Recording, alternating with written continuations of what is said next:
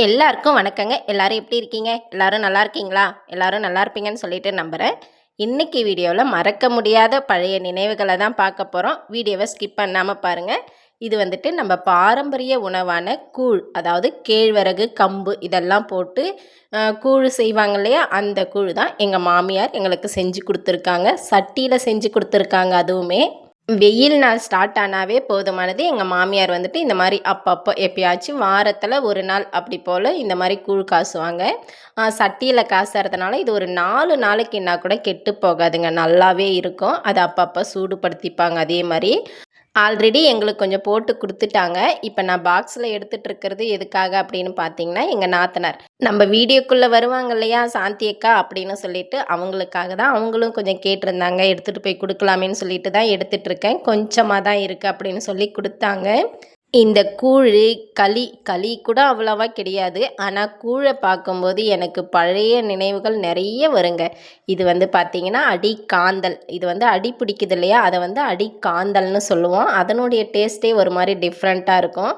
கத்திரிக்காய் போட்டு காரக்குழம்பு, மல்லாட்டை தூள் இடித்து போட்ட காரக்குழம்பு ஊற்றி அந்த காந்தல் போட்டு கொடுப்பாங்க எங்கள் பாட்டி. சாப்பிட்றதுக்கு அவ்வளோ ஒரு டேஸ்ட்டாக இருக்குங்க. இதுதான் எங்கள் மாமியார் எங்களுக்காக தனியாக கொடுத்த கூழ். இப்போ இந்த கூழை வந்துட்டு நம்ம கரைக்கிறது எப்படி அப்படிங்கிறதே பார்த்துட்டே பேசுவோம். இந்த கூழ் காசும்போது என்னென்ன போட்டு எப்படி காசுறாங்க அப்படிங்கிறதும் நான் சிம்பிளாக சொல்கிறேன். ஃபஸ்ட்டு வந்து பார்த்திங்கன்னா, அந்த பழைய நினைவுகள் சொன்னேன் இல்லையா, அதை சொல்லிடலாமே. நான் சின்ன பிள்ளையாக இருக்கும்போதெல்லாம் இந்த கூழ் தாங்க எங்கள் வீட்டில், அம்மா வீட்டில் வந்து பார்த்திங்கன்னா அடிக்கடி. இப்போல்லாம் நம்ம கூழ் குடிக்கணும் அப்படின்னாவே போயிட்டு கடையில் வாங்கி குடிக்கிறோம்.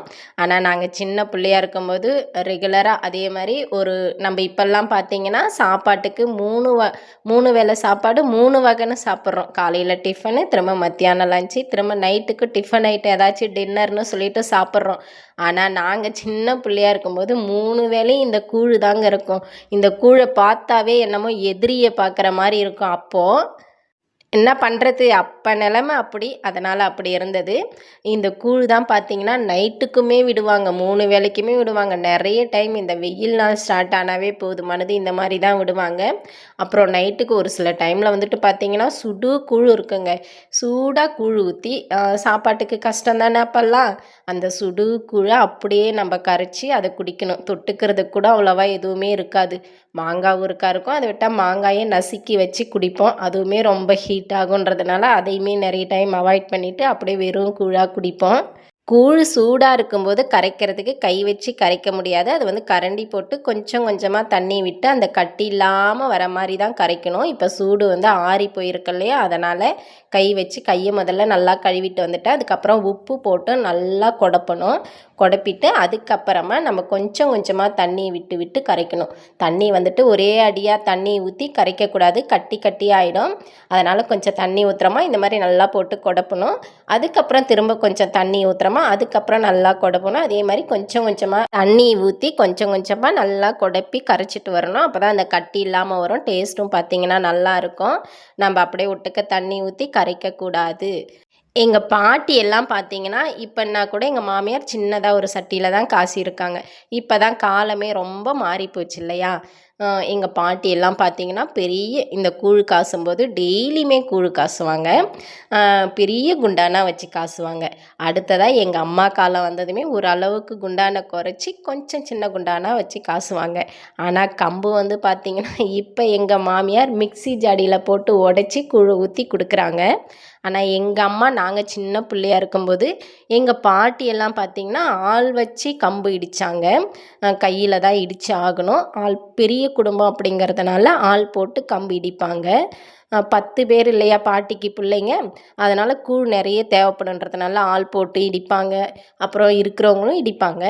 அப்புறம் நாங்கள் வந்ததுக்கப்புறம் பார்த்திங்கன்னா அம்மா வீட்லேயும் அதே மாதிரி தாங்க. கையில் தான் இடிக்கணும். கம்பு வந்து பார்த்திங்கன்னா கையில் தான் இடிக்கணும். டெய்லி சாயங்காலம் ஆனால் கம்பு இடித்து மாவு வந்துட்டு கரைச்சி வைக்கணும். மாப்பானைன்னு ஒன்று இருக்கும், அதுவுமே சட்டியில் தான் இருக்கும். மண் சட்டி தான் மாப்பானைன்னு சொல்லுவாங்க. அது ஒரு மாதிரி இருக்கும்.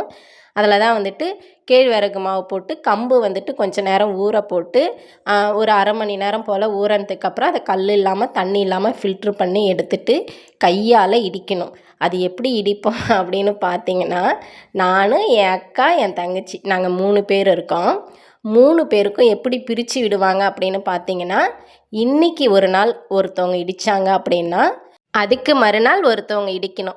இந்த மாதிரி 3 நாளாக பிரித்து, அதாவது இன்றைக்கி ஒரு நாள் ஒருத்தவங்க இடிக்கிறாங்கன்னா அடுத்த நாள் அடுத்தவங்க இடிக்கணும், அடுத்த நாள் அடுத்தவங்க இடிக்கணும், அதுக்கப்புறம் திரும்ப இவங்களே இடிக்கணும். இந்த 3 பேரும் இப்படியே தான் மாற்றி மாற்றி இடிக்கணும். ஆனால் அதில் கம்பு இடித்து கொடுக்கறது 3 பேருக்கும் யாருன்னு பார்த்தீங்கன்னா எங்கள் ஐயா. எங்கள் ஐயா வந்து நாங்கள் கம்பு இடிக்கிறத பார்க்கும்போது நாங்கள் திணறி திணறி நாக்கை தள்ளிட்டு இடிப்போம். அப்போ வந்து அவங்க பார்த்துட்டு அவங்களுக்கு மனசு கேட்காது.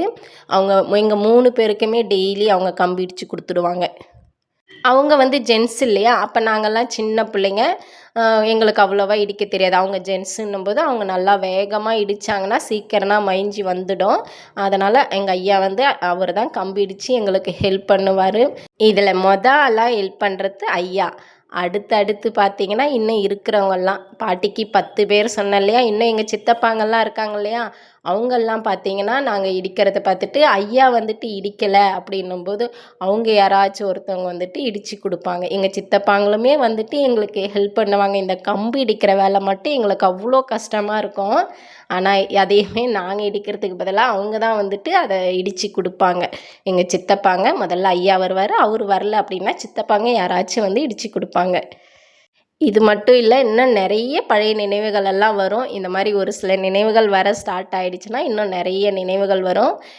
எங்களுக்கு ஜடை போட்டு ஸ்கூலுக்கு ஜடை போட்டு விடுறது, ஐயா போட்டு விடுவார், அப்புறம் சித்தப்பாங்க போட்டு விடுவாங்க. இதெல்லாம் நினைக்கும் போது இப்போ நினச்சா மனசுக்கு கஷ்டமாக தாங்க இருக்குது. அதை விடுவோம், நம்ம வேலைக்கு வரோம். இப்போ நம்ம கூழ் கரைச்சி முடிச்சிட்டோமா, நல்லா தண்ணி விட்டு விட்டு கொஞ்சம் தேவையான அளவுக்கு ஓரளவுக்கு திக்காக இருக்கிற மாதிரி, ரொம்பவும் தண்ணியாட்டம் இல்லாமல் ஓரளவுக்கு திக்காக இருக்கிற மாதிரி கரைச்சிக்கிட்டு இந்த மாங்காய் இருக்குது இல்லைங்களா, மாங்காய் வந்துட்டு பச்சை மிளகாய் போட்டு நல்லா நசுக்குவாங்க. அதில் உப்பு கொஞ்சம் போட்டு நல்லா நசுக்கி சாப்பிட்டோம்னா அதனுடைய டேஸ்ட்டே வேறு லெவலில் இருக்கும். நாங்கள் சின்ன பிள்ளையாக இருக்கும்போது அப்படி தான் சாப்பிடுவோம். இப்போ தான் பார்த்திங்கன்னா விதவிதமாக ஊறுக்காய், இந்த மாங்காயே வந்து பார்த்திங்கன்னா டிஃப்ரெண்ட்டாக ஊறுக்காய் போடுறாங்க.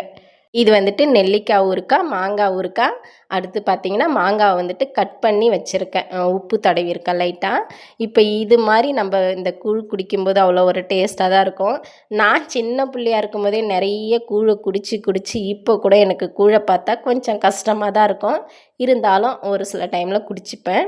இந்த கூழ் காசுறது எப்படி அப்படிங்கிறத சொல்கிறேன். ராகி மாவு இருக்குது இல்லைங்களா, கேழ்வரகு மாவு, அது கொஞ்சம் போட்டுக்கணும். அது வந்துட்டு ஒரு புடி அளவு ராகி மாவு போடுறோம் அப்படின்னா ஒரு காப்பிடி அப்படின்னு சொல்லுவாங்க அப்போல்லாம். எனக்கு இப்போ திட்டா அவ்வளோவா எனக்கு தெரியல. அந்த காப்பிடி கம்பு ஊற வச்சு, காப்படி கம்பு ஊற வச்சு அதை நல்லா ஊற பார்த்து ஒரு 1/2 hour ஊற விட்டு அதுக்கப்புறம் அந்த தண்ணியெல்லாம் ஃபில்ட்ரு பண்ணிவிட்டு அதுக்கப்புறம் கையால் இடிப்பாங்க.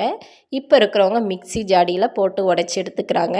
போட்டு எடுத்து அந்த 2 மாவையும் நல்லா ஒட்டுக்க கரைப்பாங்க. அப்போல்லாம் மாப்பானைன்னு ஒன்று இருக்கும், அதில் கரைப்பாங்க.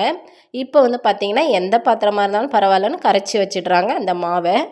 இன்றைக்கி சாயங்காலம் நம்ம இந்த மாதிரி 2 மாவையும் ரெடி பண்ணி கரைச்சி வச்சிட்டோம்னா நாளைக்கு காலையில் அது புளிச்சிருக்கும். புளிப்பு வந்ததுக்கப்புறம் அதை வந்துட்டு நம்ம சுடு தண்ணி நல்லா காய வச்சு, அதுக்குமே திட்டம் இருக்குது, அந்த சுடு தண்ணியை நல்லா காய வச்சு அதுக்கப்புறம் நம்ம இந்த கரைச்சி மாவை அதில் கொஞ்சம் கொஞ்சமாக ஊற்றி கைவிடாமல் கலக்கிட்டே இருந்தோம்னா நல்லா திக்காயிட்டு வந்துடும். அது நல்லா வந்ததுக்கப்புறம் ஆஃப் பண்ணி விட்டுட்டு நல்லா ஆற பார்த்து நம்ம இந்த மாதிரி கூழை கரைச்சி குடிக்கணுங்க. சொல்ல மறந்துட்டேன், இந்த ஊறுகாய் எல்லாத்தை விட பச்சை வெங்காயம் இருக்கு இல்லையா, சின்ன வெங்காயம், அதை கடிச்சிட்டு கூழ் குடிக்கும்போது அவ்வளோ ஒரு டேஸ்ட்டாக இருக்கும். கண்டிப்பாக குடிச்சு பாருங்கள். இது ஒரு பாரம்பரிய உணவு தான், ஆனால் உடம்புக்கு ரொம்ப ஹெல்த்தானது. கண்டிப்பாக மிஸ் பண்ணாமல் அடிக்கடி நீங்களும் வீட்டில் செஞ்சு குடிங்க.